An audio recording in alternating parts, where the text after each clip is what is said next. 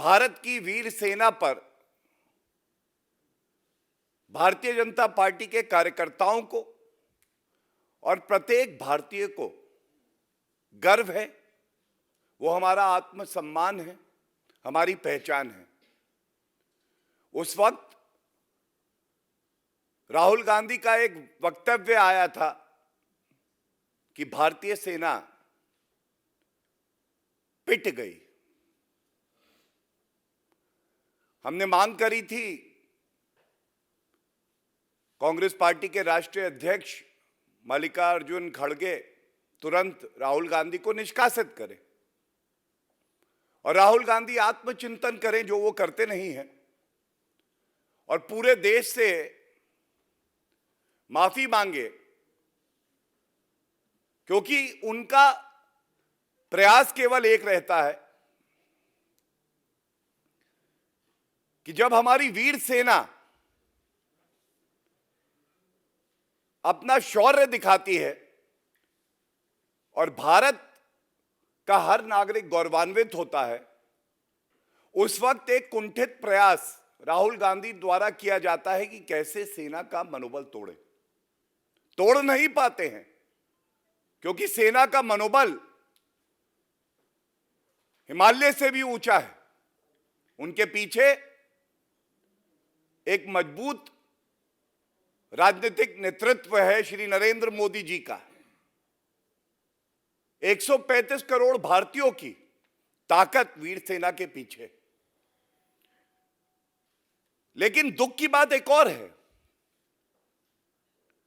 दुख की बात यह है कि लोकतंत्र का मंदिर संसद, और संसद के पटल पर जब एक ऑनगोइंग सिचुएशन पर देश के रक्षा मंत्री वक्तव्य दे देते हैं, उसके बाद किस तरह से संसद की कार्रवाई को बाधित किया जाता है, क्योंकि मकसद चर्चा नहीं है। हमें यह समझना होगा, कांग्रेस पार्टी का मकसद है हो हल्ला होना। जो मुश्किल सवाल जिसके उत्तर ना खड़गे जी के पास है, ना सोनिया गांधी जी के पास है, ना राहुल गांधी के पास है, पार्टी टू पार्टी करार चीन की कम्युनिस्ट पार्टी से क्यों किया? प्रश्न एक। दो, वो सार्वजनिक क्यों नहीं हुआ? क्या कांग्रेस पार्टी इतना गिर गई है, क्या जमीर मर गया है कि आप 1,35,00,000 रुपए रिश्वत ले लेते हैं उस देश की पार्टी से जिसको कांग्रेस शासन में करीब करीब 43,000 वर्ग किलोमीटर की भूमि भारत की आपने दे दी? और जब चाहे डोकलाम हो, चाहे गलवान हो, चाहे तवांग हो, एक बदलाव आया है नीति में। श्री नरेंद्र मोदी जी के नेतृत्व में सेना को खुली छूट दी गई है। जो हमारी इंफ्रास्ट्रक्चर है बॉर्डर पर, उसको बेहतर बनाया गया। और इसी वजह से हमने देखा कैसे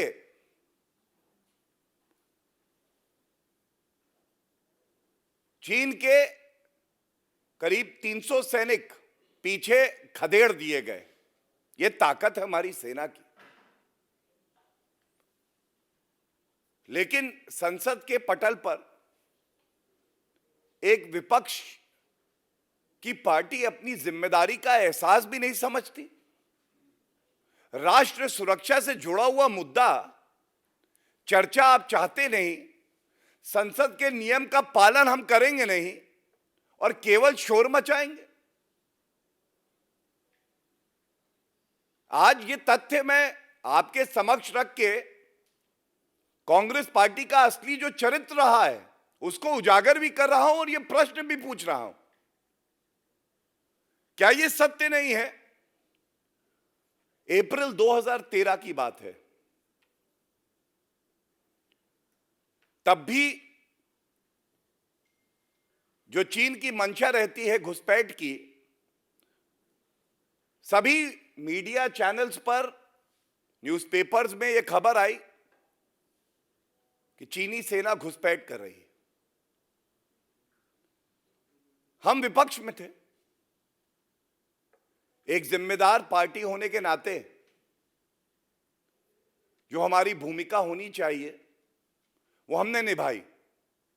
लेकिन उस वक्त तत्कालीन प्रधानमंत्री मनमोहन सिंह जी ने कहा, और ये बड़ा ही प्रतिष्ठित अखबार है, उसमें एक खबर आई, चीनी घुसपैठ को तूल देना ठीक नहीं है।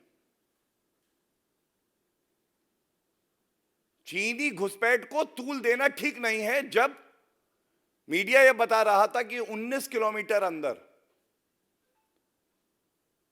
चीन की सेना घुस जाएगी, और घुसी। प्रश्न पूछे गए, तब यह कहा गया कि बातचीत से मसला जो है हम लोग सुलझा लेंगे। मैं पूछना चाहता हूं, कांग्रेस पार्टी ने, जिनकी सरकार थी, उस वक्त क्या कार्रवाई करी थी? और यहां तक कह दिया गया था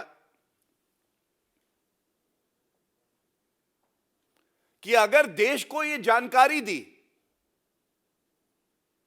कि सरहद पर क्या स्टेटस है, तो चीन गुस्सा हो जाएगा, चीन नाराज हो जाएगा।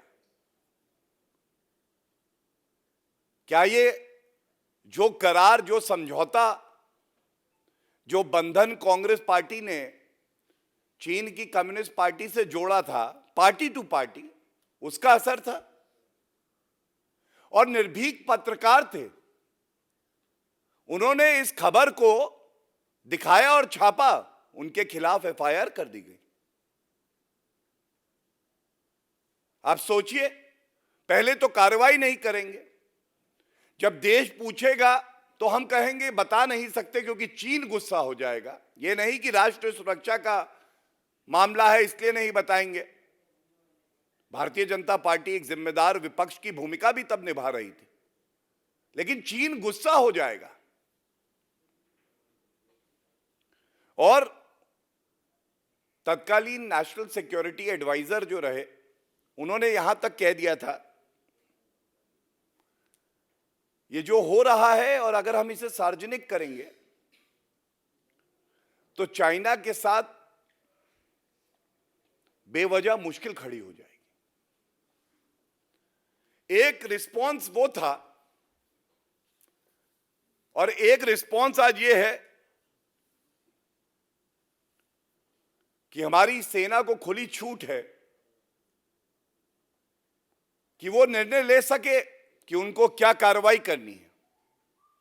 यह राजनीतिक इच्छा शक्ति के बिना संभव नहीं है, क्योंकि हमारी सेना सबसे वीर तो है ही, सबसे ज्यादा अनुशासित भी है। और चाहे गलवान की बात करें, चाहे तवांग की बात करें, जिस वीरता का परिचय भारतीय सेना ने दिया है, हर भारतीय को तो सेना पर गर्व है। लेकिन राहुल गांधी कहते हैं कि वो पिट गई है, और उसका समर्थन खड़गे जी भी करते हैं, जो ये साबित कर देता है कि खड़गे जी अध्यक्ष तो बन गए, लेकिन रिमोट कंट्रोल अभी भी गांधी परिवार के पास ही है।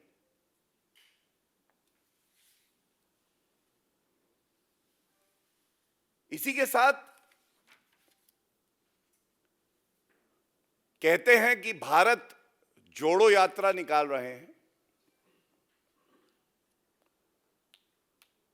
मैं इतना ही कहूंगा, भारतीय जनता पार्टी और हर नागरिक का ये मत है, जो जुड़ा है, जो अखंड है, उसको आप कैसे जोड़ेंगे? हां, यह बात अलग है कि कांग्रेस पार्टी जरूर टूट रही है और हम सबने देखा है किस तरह से जिसने जिसने नफरत फैलाई है, भारत विरोधी गतिविधियों में लिप्त रहा है, वो भारत तोड़ो यात्रा का हिस्सा अलग अलग चरण में जरूर रहा है।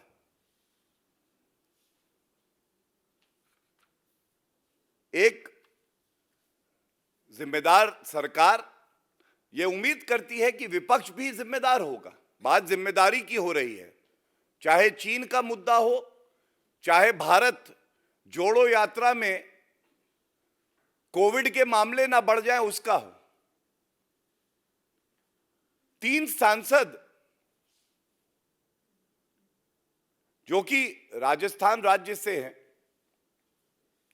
उन्होंने एक पत्र लिखा डॉक्टर मनसुख मांडविया जी को, स्वास्थ्य मंत्री, और हम सब ने देखा है किस तरह से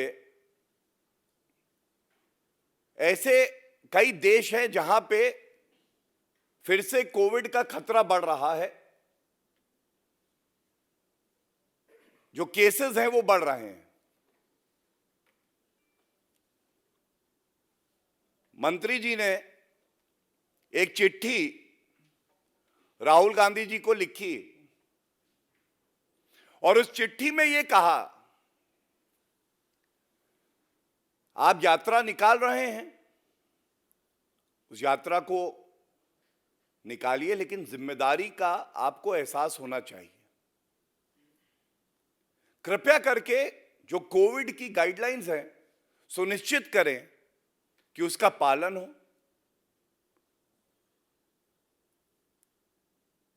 यह सुनिश्चित करें कि मास्क और सैनिटाइजर हो वहां पे जो भी व्यक्ति उस यात्रा में आता है। और सबसे अहम यह है कि कोई प्रक्रिया और प्रणाली में यह सुनिश्चित करें कि जो व्यक्ति इस यात्रा में सम्मिलित होगा वो फुली वैक्सीनेटेड हो। अगर कोई और समझदार पार्टी होती विपक्ष की, जिसको जिम्मेदारी का एहसास होता, तो ये कहती आपके सुझाव के लिए धन्यवाद और इस सुझाव का पालन होगा। लेकिन हमें नहीं भूलना चाहिए, ये वो पार्टी है कांग्रेस जो कोविड को मोविड बुलाती है।